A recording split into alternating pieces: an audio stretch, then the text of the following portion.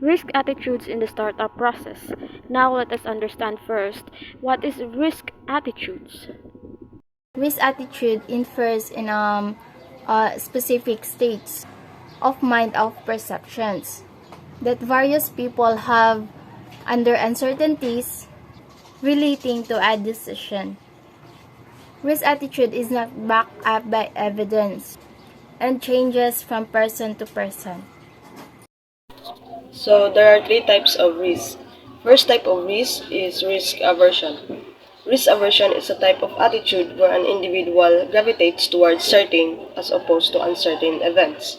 It is referring to the tendency of individuals to prefer certainty over uncertainty when it comes to making decisions involving risk. People are willing to accept lower expected returns in exchange for reduced risk. Risk aversion is a fundamental aspect of human decision making where individuals prioritize certainty and stability over potential gains with uncertain outcomes. Risk seeking means is when someone prepares to do things that are less certain instead of choosing things that are more sure. Like, for example, a risk seeking person might choose to invest in a new and untested business venture instead of putting their money in a stable and established company. Effects of risk attitude in the startup process.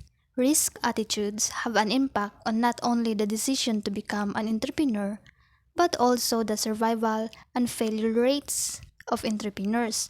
So, in the context of entrepreneurship, this statement suggests that the willingness to take risk not only influences the decision to start a business, but also affects how well the business survives and the likelihood of failure. So, entrepreneurs with high tolerance for risk may be more likely to start a business, but they also may take greater risks that could lead to either great success or failure. So, on the other hand, those with lower risk tolerance may be more cautious in their decisions, which could affect their chances of success and survival in the competitive business environment. Effective risk management should be an integral part of business processes, always be part of the decision making process, should be explicitly address uncertainty and assumptions, and should be continually reassessed. In that way, you could prepare the business as much as possible for all factors, known and unknown, that can hinder its success in any way. To manage risk effectively, entrepreneurs should develop strategies that balance risk and reward while considering their own risk attitudes as well as those of their team members.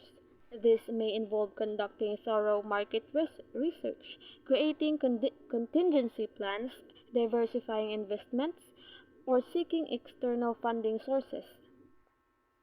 In conclusion, an entrepreneur's risk attitude significantly influences their approach to starting a new business.